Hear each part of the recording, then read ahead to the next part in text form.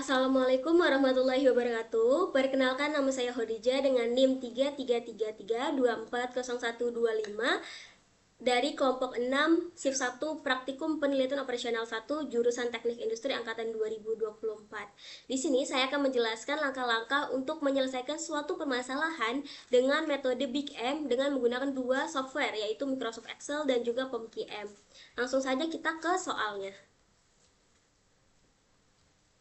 Oke, di sini sudah ada soal tentang Pak Rudi adalah seorang peternak ayam yang dimana dia itu ingin mengefisiensikan untuk hemat biaya ternaknya. Jadi ia memiliki 3 jenis bahan pakan utama, yaitu jagung, dedak padi, dan bungkil kedelai. Setiap bahannya itu membutuhkan nutrisi yang berbeda-beda seperti protein, karbohidrat, lemak, dan juga seratnya. Di sini sudah ada informasi tentang kebutuhan minimum nutrisinya. Untuk jagung, dedak padi, bungkil kedelai ini bisa kita asumsikan sebagai variabelnya. Dan untuk protein, karbohidrat, lemak, dan juga seratnya itu bisa kita asumsikan sebagai constraint atau batasannya. Dan di sini kebutuhan minimum per hari. Berarti harus seminimal mungkin tuh jumlahnya segini. Dan selanjutnya di tabel kedua ada informasi harga bahan pakannya. Untuk jagung itu 8.500, dedak padi itu 4.000, bungkil kedelai itu 8.000. Dan di soal diminta komposisi supaya biayanya itu seminimal mungkin tetapi tetap terpenuhi nutrisinya dengan menggunakan software Microsoft Excel dan juga POMKM. Langsung saja kita ke software yang pertama. Nah, di sini Oke, di sini sudah ada bentuk dari penyelesaian dengan Microsoft Excel. Tapi saya ingin jelaskan langkah pertama itu kita harus menentukan model matematikanya terlebih dahulu dari bentuk umumnya.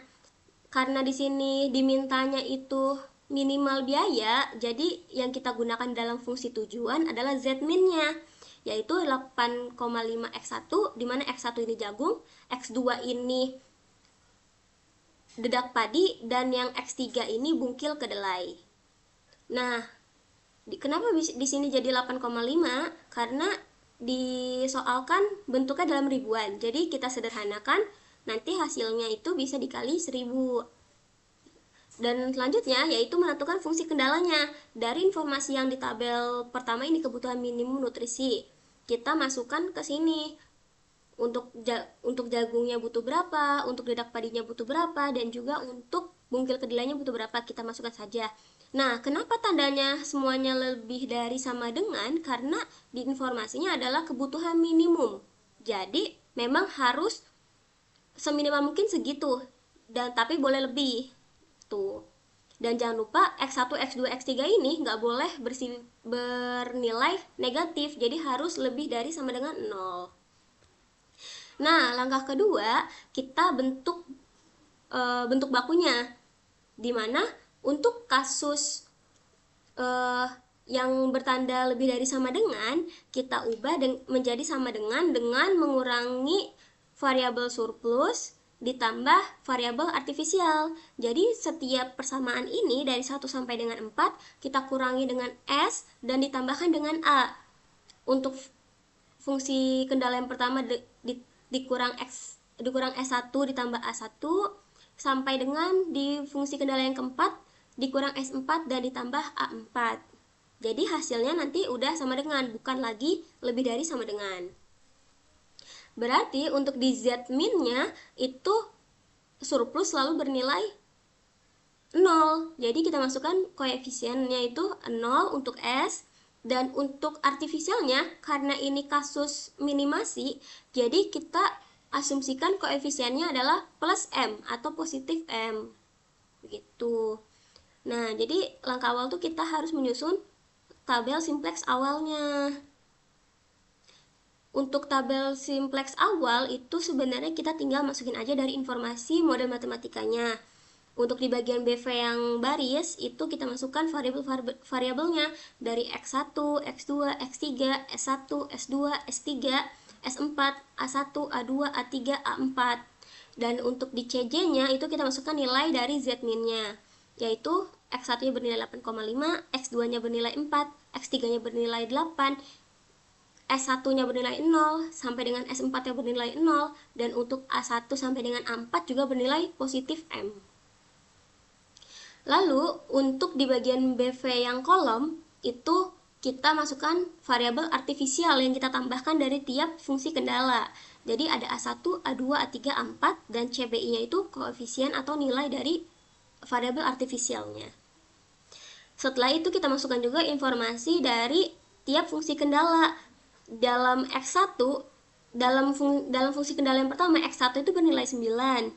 Untuk X2-nya bernilai 13. Dan X3-nya bernilai 44. Dan di sini ada minus S1 dan plus A1. Berarti S1-nya bernilai negatif 1 dan A1-nya bernilai 1. Untuk S2 sampai dengan A4-nya bernilai 0 karena tidak ada di persamaan. Hal ini sama berlaku juga untuk di persamaan yang kedua, ketiga, keempat gitu. Jadi kita tinggal baca aja informasi yang ada di model matematikanya. Dan di bagian solusi ini merupakan batasannya. Jadi karena minimum dari protein itu 20, kita masukkan 20, untuk karbohidrat itu 60, untuk lemak itu 5, dan serat itu 15. Nah, selanjutnya kalau misalkan sudah terisi, jadi kita tinggal hitung nilai dari ZJ-nya. Gimana cara ngitung ZJ-nya? Itu tinggal kita tambahkan saja semua atau jumlahkan semua dari kolomnya. Jadi X1 nih, 9 dikali M ditambah 74 dikali M, 4 dikali M ditambah 13 dikali M. Berarti hasilnya 100 M. Begitu juga di X2, X3, dan seterusnya. Jadi tinggal dikalikan dengan CBI dan dijumlahkan. Setelah itu, untuk di ZJ min CJ berarti baris ZJ yang sudah kita cari dengan dijumlahkan tadi, kita kurangi dengan CJ yang ada di atas ini. Berarti 100M dikurang 8,5. Karena variabelnya berbeda, yang satu ada M, yang satunya nggak ada, jadi tidak bisa kita operasikan. Jadi kita tulis aja 100M dikurang 8,5. Yang X2 juga sama, 100M dikurang 4. Yang X3 juga sama, 100M dikurang 8. Yang S1 min M dikurang 0, berarti tetap min M. Berlaku juga untuk sampai S4. Dan untuk di A1, M dikurang M, berarti hasilnya 0. Berlaku sampai A4. Kalau sudah seperti ini, karena tujuan kita adalah minimasi, jadi kita harus memastikan ZJ min CJ ini semuanya harus bernilai negatif. Jadi di sini M-nya itu masih ada yang positif, 1, 2, 3. Nah, makanya jadi kita harus lanjut ke iterasi-iterasi berikutnya sampai nemu yang ZJ min CJ-nya ini bernilai negatif semua. Langkah selanjutnya, kalau misalkan kita belum nemu, berarti kita tentukan kolom kunci untuk mencari indeks. Kolom kuncinya kita cari dengan melihat M yang paling besar positif di angka selanjutnya yang paling mendekati positif. Jadi kan di sini sama-sama 100M semua positif. Tapi di sini ada min 8,5, ada min 4, dan ada min 8. Nah, maka dari itu berarti yang kita pilih adalah yang min 4 karena paling mendekati positif di antara yang dua lainnya. Berarti ini kita tandai supaya tidak bingung. Oke, ini kolom kuncinya kita punya. Nah, untuk indeksnya kita bisa hitung dengan cara sama dengan dari solusi dibagi dengan kolom kuncinya yang tadi. Enter. Setelah itu bisa kita derek ke bawah. Oke. Nah, untuk menentukan langkah selanjutnya yaitu menentukan baris kunci. Kita lihat dari indeksnya. Pilih yang bernilai positif dan paling kecil nilainya. Di sini ada 1,54, ada 0,91, ada 1,67, dan 0,83. Berarti yang paling kecil nilainya adalah yang 0,83. Nah, ini kita tandai sebagai baris kunci.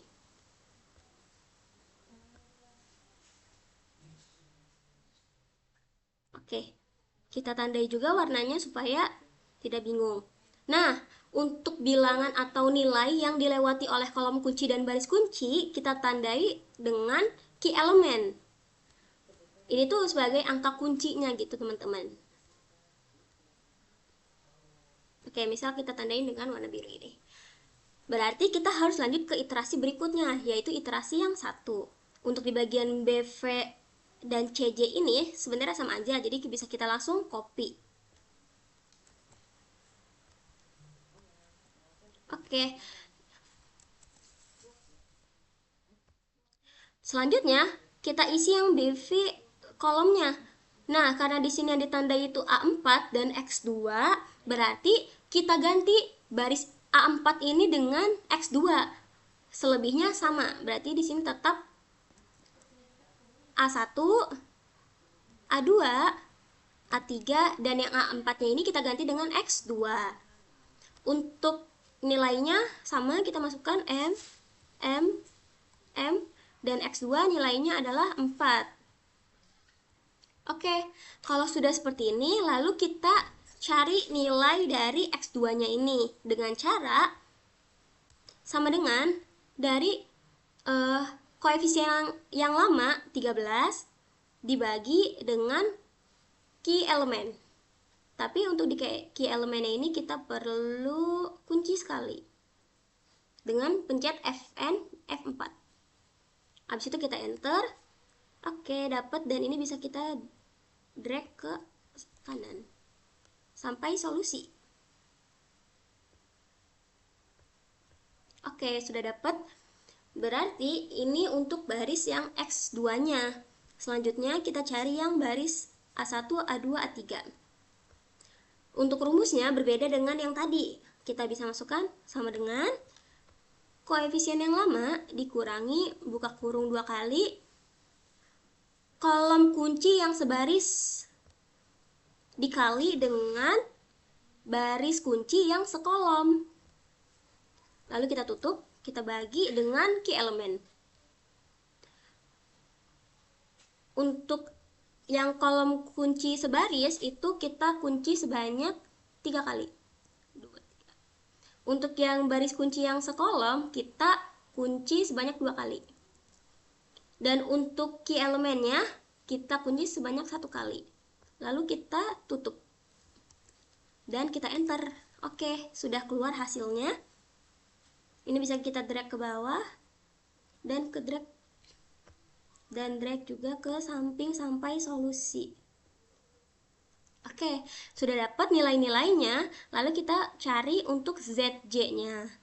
Untuk mempersingkat waktu, karena di sini saya sudah menghitung, jadi bisa kita copy paste saja sampai yang ZJ min CJ-nya juga.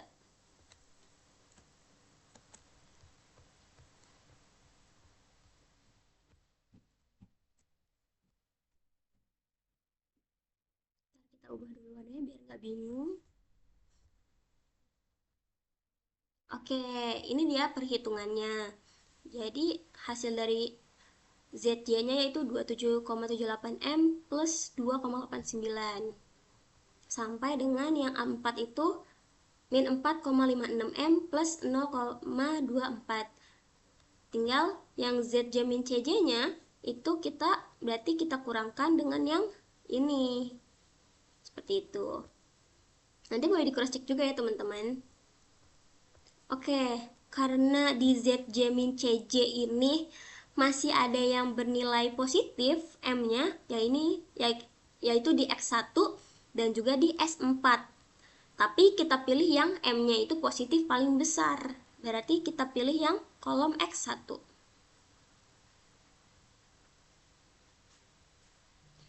Kita hitung indeksnya.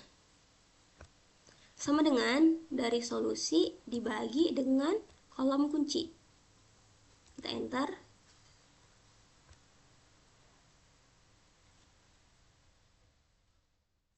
Oke, sudah ketemu. Berarti yang kita ambil adalah yang paling kecil, yaitu 0,19.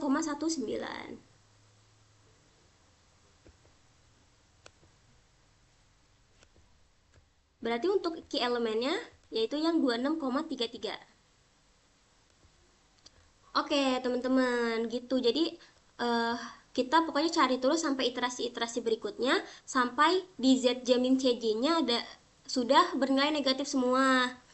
Contohnya di sini sampai iterasi ke-7. Semuanya di ZJ min CJ itu sudah bernilai negatif. Jadi, ketemulah solusi optimalnya yaitu dengan X2 sebanyak 1,67, di mana nanti biaya minimumnya adalah 6,68 atau Rp6.680.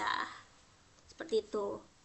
Oke, selanjutnya kita masuk ke software yang kedua, yaitu POMQM. Untuk di software POMQM, kita pertama ke modul, terus pilih yang linear programming, pilih new. Untuk titelnya kita bisa masukkan name kita atau bebas. Dan untuk constraint-nya tadi ingat ada 4. Jadi kita masukkan 4 dan variabelnya ada 3. Dan objektifnya minimize. Terus kita oke.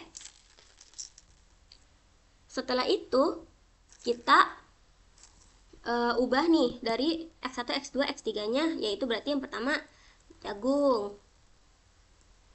Terus yang kedua dedak padi. Yang ketiga bungkil kedelai. Untuk di constraint yang pertama yaitu protein. Yang kedua itu karbohidrat. Yang ketiga itu lemak, dan yang keempat itu adalah serat. Nah, selanjutnya kita masukkan informasi dari soal tadi. Untuk minimasinya jagung itu 8.500, dedak padi itu 4.000, dan untuk bungkil kedelai 8.000. Proteinnya untuk protein jagung itu 9, 13, 41. Untuk karbohidratnya 74, 66, 22. Untuk lemaknya 4, 3, 1. Untuk seratnya 13, 18, dan 33. Jadi teman-teman perlu catat dulu supaya tidak membingungkan nantinya. Dan untuk tandanya udah sama semua ya. Jadi lebih besar dari sama dengan. Nah, untuk batasannya, untuk protein itu 20, untuk karbohidrat itu 60, untuk lemak itu 5, dan untuk serat itu 15. Nah, jika sudah keisi semua seperti ini, kita bisa langsung solve saja. Dan hasilnya keluar langsung. Jadi, sama kayak software Microsoft Excel tadi, untuk solusi optimalnya adalah menggunakan dedak padi atau X2, yaitu sebanyak 1,67. Nanti biaya minimumnya adalah sekitar Rp6.666. Seperti itu. Jadi, interpretasi hasil akhirnya adalah Pak Rudi harus membeli dedak padi sebanyak 1,67 kg dengan nanti biayanya adalah Rp6.666. Oke, baik, sekian dari saya. Kurang lebihnya mohon maaf. Terima kasih. Wassalamualaikum warahmatullahi wabarakatuh.